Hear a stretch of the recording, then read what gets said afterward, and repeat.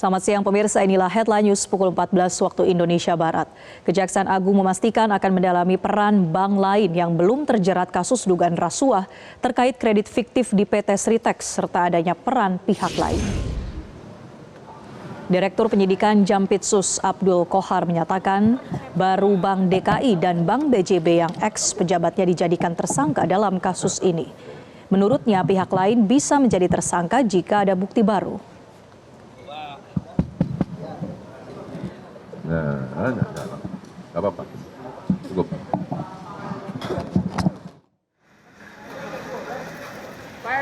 Saat ini ada 3 tersangka dalam kasus ini, yakni Komisaris Utama PT Sri Rejeki Isman atau Sritex Iwan Setiawan Lukminto, ex-Dirut Bank DKI Zainuddin Mapa, dan pimpinan Divisi Komersial dan Korporasi Bank BJB Diki Syahbandinata. Kejagung menyebut kasus ini dimulai karena Sritex menerima kredit dari bank pemerintah dengan total yang belum dilunasi sebesar 3,5 triliun rupiah. Total itu berasal dari Bank Jateng, Bank BJB, Bank DKI, dan 20 bank swasta lainnya. Penyidik menemukan adanya perlawanan hukum atas proses piutang Sritex, di mana kerugian negara ditaksir mencapai 692,9 miliar rupiah dari total utang 3,5 triliun.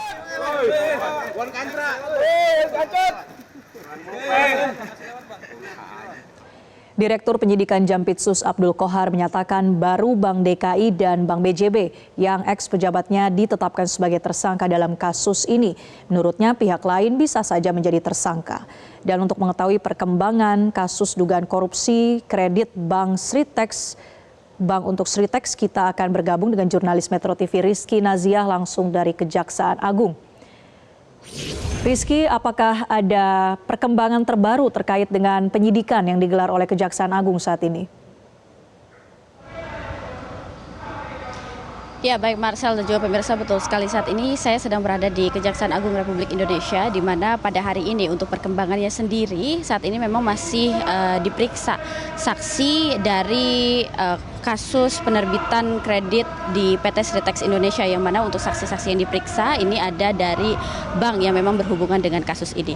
Dan untuk saat ini untuk pemeriksaan sendiri ini masih berlangsung, namun kami juga masih menunggu kapan pemeriksaan ini akan selesai dan hasilnya apa. Ini kita juga masih menunggu. Namun yang jelas kami juga belum dapat informasi berapa banyak orang saksi dari bank yang diperiksa dan dari bank-bank apa saja yang diperiksa pada hari ini. Namun memang untuk pendalaman-pendalamannya ini nantinya akan didalami mengenai pelanggaran-pelanggaran dalam pemberian kredit dalam PT Sritex Indonesia. Dan tadi juga kalau misalkan kita bisa review kasus sedikit, kemarin juga Kejaksaan Agung itu baru menetapkan 3 orang tersangka dalam kasus pemberian kredit di PT Sritex Indonesia, di mana diantaranya ada DS selaku pemimpin Divisi Korporasi dan Komersial PT Bank Pembangunan Daerah Jawa Barat tahun 2020, kemudian ada ZM selaku Direktur Utama PT Bank DKI Jakarta tahun 2020, dan juga ISL selaku Direktur dari PT Sritex tahun 2005 sampai dengan 2022 lalu. Dan memang penyidik juga telah melakukan penggeledahan dalam kasus ini dan juga telah dilakukan penyitaan terhadap dokumen dan juga barang elektronik dari penggeledahan yang dilakukan di beberapa tempat. Di antaranya adalah apartemen tersangka DS di Jakarta Utara, kemudian juga rumah tersangka ZM di Kabupaten Baru, Makassar, kemudian di rumah tersangka ISL yang ada di Solo, Jawa Tengah. Dari penggeledahan ini tadi telah diambil beberapa alat bukti, yaitu dokumen yang berkaitan dengan kasus ini dan juga elektronik.